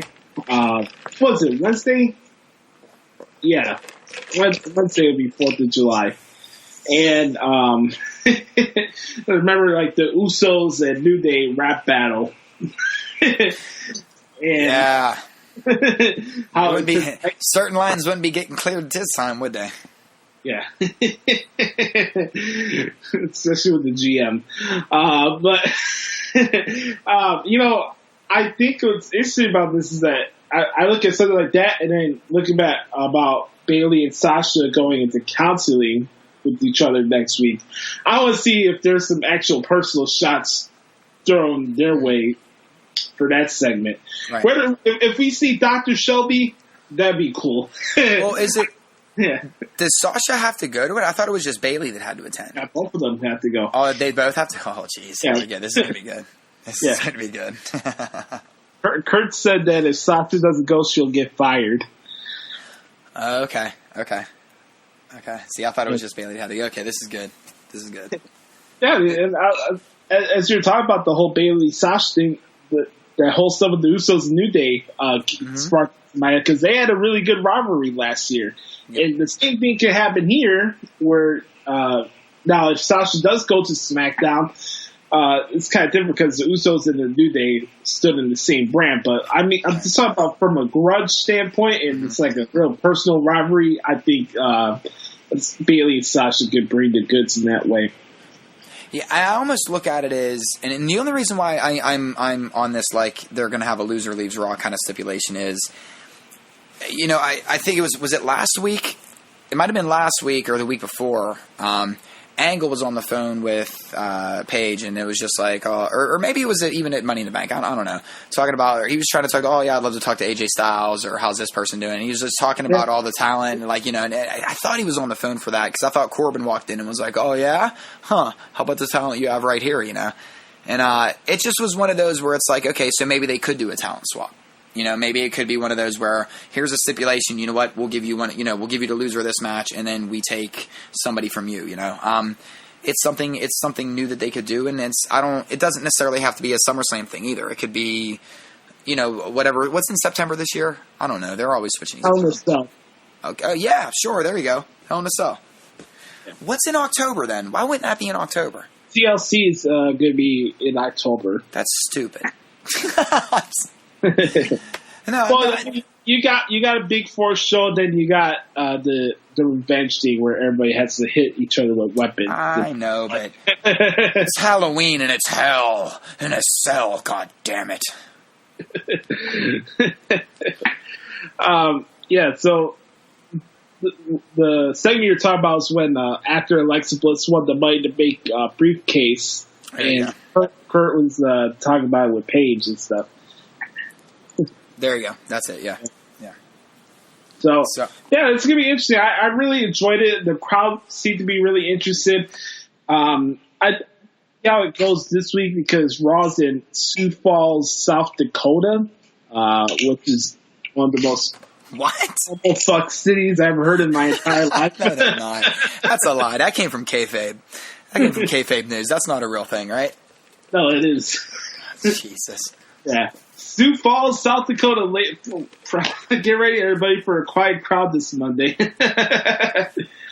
Oh man. You know what? No, I'm going in with the mindset that I'm interested. I'm interested to see what a South Dakota crowd does on a Raw, honestly, because I don't know what goes on in Sioux Falls. I know you spell it with an X, but I don't know what happens in Sioux Falls. I know we're going to get a concert from Elias. That's for sure. He's going to rip that city to shreds. I want him to come out and be like, you know what? I don't even want to stop here. I'm going to keep going. And he just keeps moving on to the next city.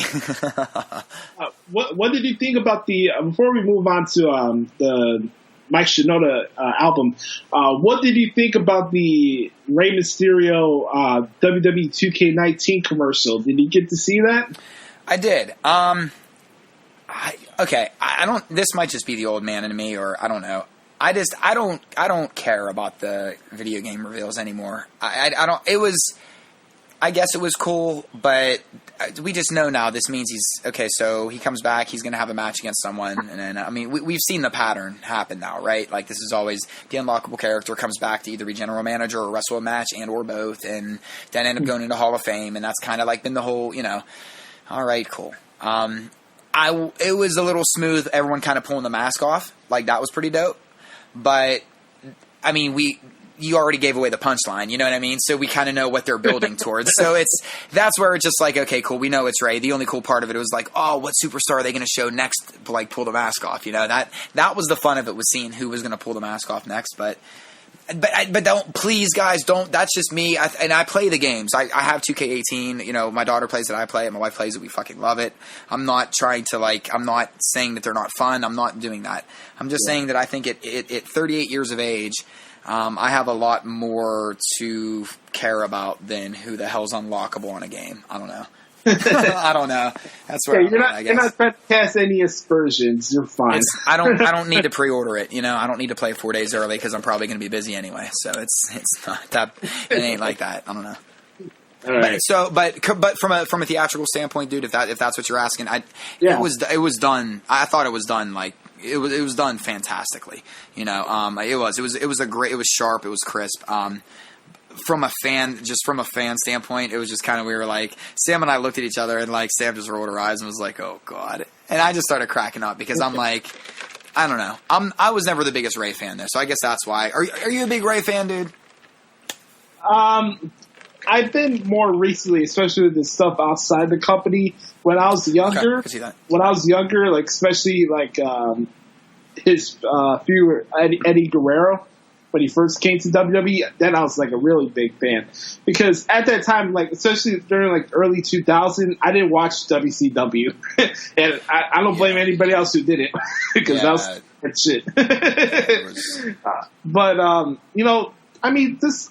For me, it's like either I watch older stuff of Rey Mysterio, like from ECW and stuff that I would enjoy from him, and then I enjoyed that first wave of him like going for the title and his feud with Eddie and WWE, and then it's like, oh, he's just there later on, and then now I have more appreciation for him. But I would never say I was a mark for him, but I always respected the guy.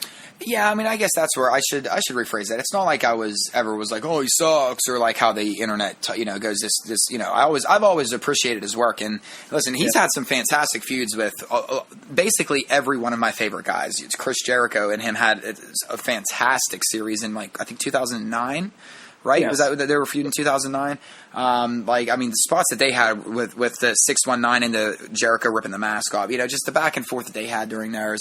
Eddie and Ray, Punk and Ray. I mean, you know, Ray has always been able to play that underdog card well and still be able to sell it years down the line, even though that we knew he was established and we knew that he was tenured, and we knew that, you know, he was still always able to have that underdog, like, because don't you, in a way, Josh, you know what, we're going to play a fun little game real quick. In a way, I almost feel like Daniel Bryan doesn't have the underdog feel to him. I don't feel, I'm not buying the underdog thing with Daniel Bryan anymore. Just because he's small and this and that and the other thing, I get it, but he's, again, it's one of those, he's so established, you don't look at him as the underdog, especially from a booking standpoint. They always did a good job of making you feel like Rey Mysterio no matter what. Even when you knew that he was probably going to win, you always still felt like he was the underdog. I think that's one thing that you know, that I want to, Rey Mysterio should always be praised for, because that's something that they somehow were able to, because that's a hard thing to do now. You know what I mean? Fans get jaded. Fans are just like, whatever. And so for them to kind of keep that feeling with him all these years, I think that's something that that we should all tip our hats to Mysterio, you know, about. So you want to look at an underdog, look at Chad Gable. You want to look at an underdog, look at what's his name? Wait for it. It's coming to my head. Look at Mike Bennett in a way. Mm-hmm. He's an underdog. Look at Finn Balor. I think in a way he's an underdog, even though I said this a couple years ago. They did way too much with him when he first came up. And I don't care who argued it. There was no reason for him to be the first Universal Champion. That's just my opinion. It wasn't a hill I was going to die on, but again, I've mentioned this before. NXT performance, just because you're in NXT doesn't mean you automatically have to be sky-hotted to the main event scene like that. You know what I think? What sucks about that though is, and that's and dude, trust me. Like right now, without knowing, I absolutely could see that side of it. You know what I mean? My fear is that there was a bigger plan in place, and when he got hurt, that threw a monkey wrench into a broader picture. You know what I mean? So I think there was, and I do think that unless there was. Which I do think that there was probably a substantive story behind it, but I think that they were about to tell a major story, and maybe he was going to be the leader or the chosen, handpicked, leader of something, or maybe they just had, because there was a lot of moving pieces that were going on at that time to where it seemed like maybe a faction was forming, and when injury happened, you kind of have to just start from square one all over again, So that's the only reason why I never critique his championship, like good or bad. I know this sounds weird, but I just kind of forget that he ever did it because he never really got. I'm not taking the championship from him either. Please, I don't want anybody coming at me with that either, because you know how it is. Then that's the other thing. Oh, you're saying he wasn't a champion? No, he's like, when it comes to this house, he's probably the most. But my daughter loves him. Sam loves him. He's probably, I don't know. We all have our favorites and then people that we like and this and that. He's probably the most well-liked, I guess, in this house. So he's probably the most popular in this house. So everybody leave me alone if you think I'm talking shit on him. But, yeah, man, I guess that's where I'll never criticize it, though, because I think that there might have been something bigger. And I don't know. We'll never know. And that's actually what sucks, is just never knowing what could have been. I think for us as wrestling fans is probably what always is going to be like, isn't that always like in a way somewhat bother you? Like, man, if somebody got injured, I wonder where that story was going to go. Because I always think about that. I don't know. That's the first thing I think is like, man, I wonder where they were going with him or her. It's not like, oh man, this sucks right now in the moment. I do. I feel bad. I feel bad for the person. And then I think like, man, I wonder what story they're going to tell. I don't know.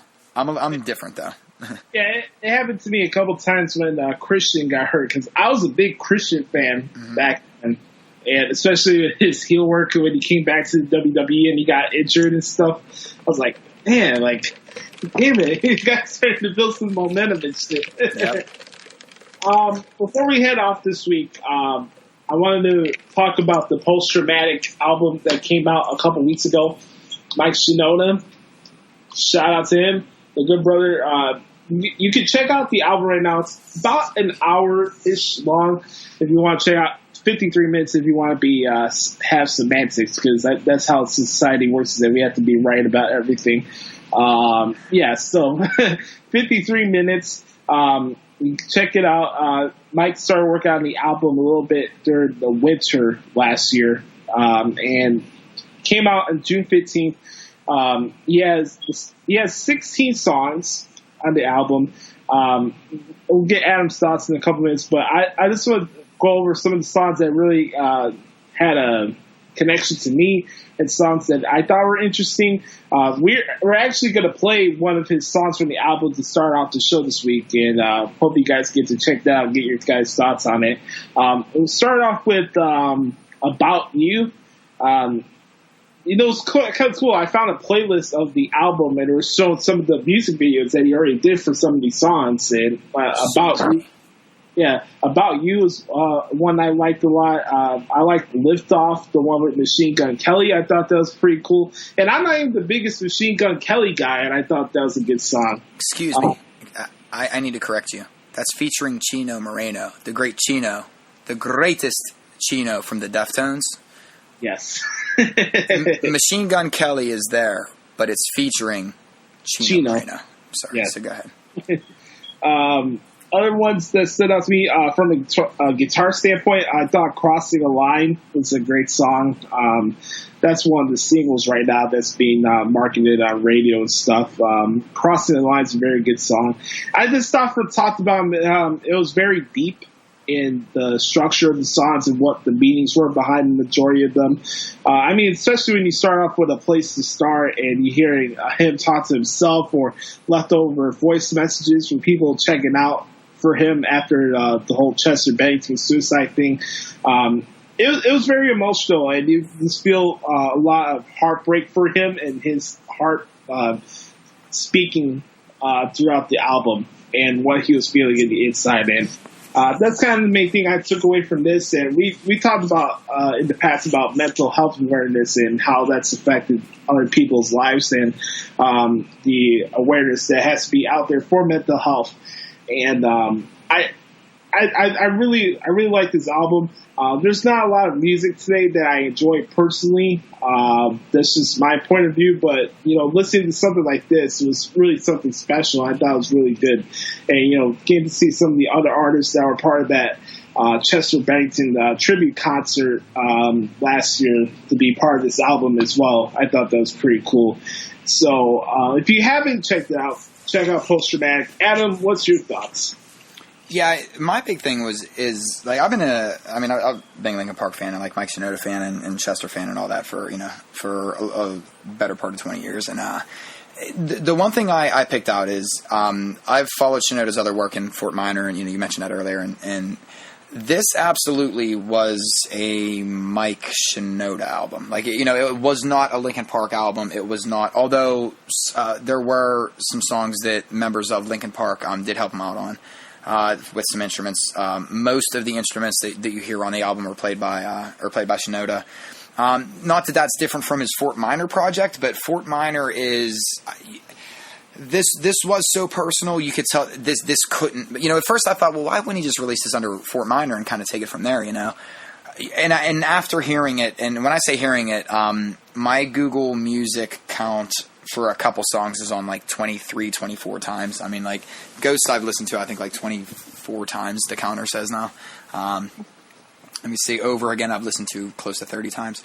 But I think this is definitely, this was Shinoda just it would have almost, it wouldn't have done his side project Fort Minor justice to put this under that, because Fort Minor is a totally separate thing. Yes, it's Shinoda. Yes, it's his writing, his emotions, his feelings.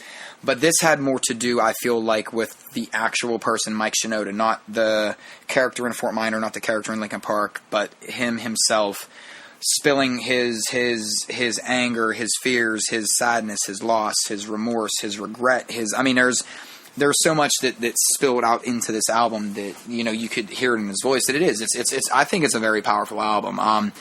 I love that he brought in some newer acts like Kay Flay, who's on Make It Up As You Go. Kay Flay is an exceptional artist that you guys should be checking out. She got a couple singles out to run on Top 40 Radio. She's awesome. Lift Off, like you said, dude, I dig that song because I'm a big fan of Chino and the Deftones. I can kind of do without MGK, and it sucks that the Joker line in this fucking album is Machine Gun Kelly, but whatever. Shinoda, talks about the Raiders. I appreciate that.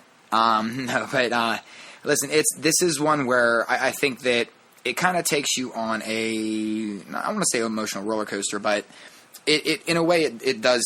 It's a good peek inside the psyche of somebody. And he started writing a lot of these songs shortly after Chester passed. And he, I believe, maybe Over Again was the one that he started right around the time when they were doing the whenever they were doing the benefit concert. And then the Post Traumatic EP had 3 songs on it. They came out in January. So Over Again, Watching As I Fall, and I think, was it About You, or I forget what the third song was that's been out. Yeah, man. I just thought that this, top to bottom, was a really, really, really good album. And I just wanted to point out that it's absolutely not a Linkin Park album, although there's elements of it. It's not a Fort Minor album, although there's definitely elements of it. And this is something that I think that this is an album that you can't just listen to once and be like, oh, okay, because there's a couple real catchy songs. There's a couple songs that you listen to it a second, third, and fourth time, and they really start to grow on you. I don't know. What I'm taking out of this is, it can't be easy, making music with somebody for over 20 years, and the world knows you as this cohesive unit, no matter. And they both have had they've all had side projects, but Chester and Mike Shinoda were always the two that people kind of picked out more than anybody else, and maybe Mr. Hahn, the DJ, but even with Fort Minor having success on the side and Chester having his success with, Stone Temple Pilots, I think Velvet Revolver for a minute too. I mean, he kind of was doing a little bit of everything all over the place. We tend to forget that there were still two totally different people, and we forget that we all think about, and I this is where I think about a lot. Like, we all think about Chester and what happened to Chester, and there, I taped something the other night I haven't got a chance to watch yet, but Talinda Bennington, Chester's ex-wife, was just on a CNN special the other night talking about just suicide and the things that were leading up to what happened with Chester, and how there were warning signs and she just didn't pick up on it. And I think that it's something that we forget, though, that's we all feel for Chester, but we don't we forget that what that puts on Mike Shinoda as well. And I think that there is a I felt like he really took a risk putting all of his emotions and bravado out there, because it's hard to talk about the other side of suicide of, like, you took this from us, I mean, because it's human nature to feel that way. Like, yes, you're going to be upset that you lost, your best friend or one of your best friends, or your business partner, your working partner for 20 some years, and you're like the one line he says, it's just something about basically I'm looking at my whole work, my whole life's work, you know what I mean? It is just up in the air right now. So. And so there is going to be somewhat of a little bit of anger towards that person, no matter how much you love them or how much So I think for him to be able to express all of these emotions on an album and have it still come up in an uplifting and positive manner it just shows how talented Shinoda is, because most people don't realize that most of Linkin Park songs were written by Shinoda. Breaking the Habit. Arguably one of my, it's up there in my favorite songs. I still have, it's another CD I haven't opened up, is the CD single. It's written by Shinoda. Heavy, written by Shinoda. A couple lines written by Chester in there, but a lot of what we associate Chester with, Shinoda actually wrote. So I don't know, I think this was a good way for him to kind of get a lot of stuff off of his shoulders, and he did it in such a classy way that, I don't know. I think anytime somebody can put their vulnerabilities out there like that, it's very commendable. And when it's that deep, it's that real, it's that and it's that public, I think it's pretty crazy. So and it's something it's the man should be commended for it, because I don't know of a lot of people that could have done it with such class and really expressed his emotion in such a way that this album does. So I don't know, that's my whole thing with this album. I think that it's something that you absolutely should check out. If you're a fan of K-Flay, if you're a fan of MGK, I mean, those songs are good. All the supporting acts are on there, but for me, this was absolutely, it felt like this was Mike Shinoda opening up his diary and just reading straight out of it. And I think that was the greatest takeaway from this. Like, it didn't feel fabricated. This felt as real as it gets, so that's my takeaway. I got two other songs from that album that I really want you guys to check out. Running from My Shadows and Nothing Makes Sense Anymore. Mm-hmm. You guys should check those two out, especially. Crossing a Line is good. Ghost is good. Like you said, Running from My Shadow is good. Nothing Makes Sense Anymore is good. Watching As I Fall was a real good one. Over again, like I said, my Google Play said I listened to it 30 some times already. Ghost is a big. The whole album, realistically, I keep going back to, like, well, what about this song? Yeah, but then there's this song. And, so it's, and it was just over a year from Chester, or from the Last Linkin Park album, which, as I predicted, Josh, everybody talked shit on it when it came out, but I said, just give it time, wait till they play it live, and people are going to be all over that album. What happened? They played it live, people were all over that album, and then before you know it, it was too late to appreciate any more concerts. So, yeah. So that's where we're at. But check out Shinoda's post-traumatic album. It's fantastic, top to bottom, and it's good for anybody that needs a good release. I played Nobody Can Save Me last week on the podcast. Hope you guys noticed that in the beginning. That's my favorite song from that album last year. So go check out Post Traumatic. It's out all where you get your albums and CDs and all that fun stuff. Check out Spotify. I think they probably have it on there too. So Post Traumatic, some good shit, man. That good day one-ish. Yes. Mm-hmm. Yes. speaking of old school stuff and, talk about Throwback Thursdays, I mentioned at the beginning of the show, it's the 30th anniversary of Coming to America. And got one of my favorite lines here. Oh, sir, the Giants of New York took on the Packers of Green Bay, and the end the Giants trumped it by kicking an oblong ball made of pigskin through a big H. It was the most ripping victory. Which is invigorating. Listen, I can't believe if there's people out there that have never seen Coming to America, Josh. I like Sam Jackson. That's one of his first movies. I know. I mean, that is legit one of his first movies, and I mean, you're not getting more than a motherfucker out of him. Freeze, motherfucker! Put your hands up. I mean, like, and the cast is like the cast in this movie is so amazing. I really don't know what the hell happened to Arsenio Hall, man, because he's a super talented dude. He was so funny in this movie too, and like I don't know who the hell knows what happened with that, but so 30 years. So this has been out for 30 years, and I saw it. I don't want to say as soon as it came out because I couldn't go to the movie theater, but when I say that my dad got this as soon as it was on VHS or Betamax, take your pick. And yes, it was that time in the 80s, but I'm sure it was probably on VHS because we all know that Betamax just didn't have the staying power. But American Psycho references that people just aren't getting, but or maybe they are. But but long story short, I saw this and I was just a little like 9-year-old kid that probably shouldn't have been watching it, but maybe should have. I don't know. Hell, my daughter's seen Coming to America now. We just cover her eyes for certain parts, and she knows that there's between my wife, my dad, and myself, it's kind of hard for this movie to never be on. But they've been playing it. They've been playing it pretty recently, and it's one of those, man, where this is one that I think it's going to stand the test of time, like always. Always.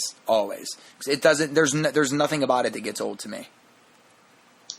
I remember Samuel Jackson play like the radio disc jockey guy and Do the Right Thing. Mm-hmm. The Spike Lee movie. What's wrong with you, motherfuckers? Did you ever see why he uses the word motherfucker so much? Do you know why? No. He actually had a speech. He has a stutter. If you listen to a lot of his interviews, you can actually catch him sometimes. But he talks about it. I mean, you could Google it, YouTube it, whatever you want to do if you don't believe me. But he actually, when he would get into a stuttering mode, motherfucker would come out so that he could just continue on without. It was like his nervous go-to. And that's the true story as spoken by Sam Jackson. So I'm sorry that I just had to say it a couple times to get the point across for a story. Anybody out there that might be something with vulgar language or whatever, I don't know. But hey, Sam Jackson. But is there anything better in Coming to America than Soul Glow though? Because I wish Soul Glow was still being sold today. That's one of my ringtones. Like, when I really want to mess with Sam, that's one of the songs I'll, like, set as an alarm to wake her up in the morning. So that's just blaring that horn, like, real loud first thing in the morning is, like, not a good way to wake up. Shit. This shit ain't nothing but Ultra Prime. I'm trying to remember if Chappelle did a spoof of Coming to America. I don't think so. I think he did it on the show. Yeah, I don't think so. Tiffany Haddish did on Saturday Night Live this year. She did a real quick nod to it. Yeah. She's the best, man. By the way, props to Pete Davidson, man. Young man knows what he's doing. Good for him, though, man. That guy's. I'm concerned.